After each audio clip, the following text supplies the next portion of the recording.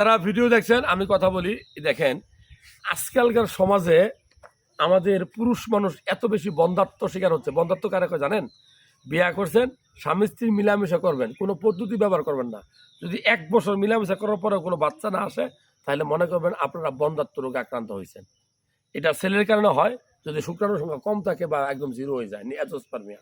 মেয়ের কারণে হয় যদি টিউব ব্লক থাকে, যদি জরায়ুতে কোনো সমস্যা থাকে, মাসিক যদি নিয়মিত না হয় তাহলে হয় না। অনেক সময় পলিসিস্টিক ওভারিয়ান সিনড্রোম একটা রোগ আছে, জরায়ুর পাশে যে ওভারি আছে এখানে অনেকগুলো সিস্ট হয়।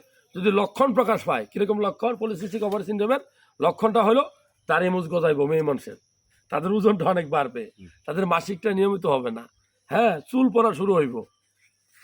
এই সকল লক্ষণ যদি থাকে তাহলে ওই সকল মেয়েদের বাচ্চা হয় না। যাই হোক, অ্যাজোস্পার্মিয়া যে আমরা পাইছি, এখন এটা কয় ধরনের হয়? অ্যাজোস্পার্মিয়া হয় 2 ধরনের। একটা হলো ব্লক থাকে, ব্লক যেই পথে, আপনারা কি জানেন, একটু সময় নেই, যে শুক্রাণু জিনিসটা কি, যেটা বীর্যটা আসে না, এটা পানি। মানুষ বলে না, কুরআনের আয়াত আছে যে হে বান্দা, হে মানুষ, কিসের তোমার অহংকার, তোমার জন্ম তো 1 ফোঁটা নাপাক পানি থেকে। এটা ঠিক না? এটা ঠিক না? তারপরে আমাদের কিন্তু অহংকারের শেষ নাই।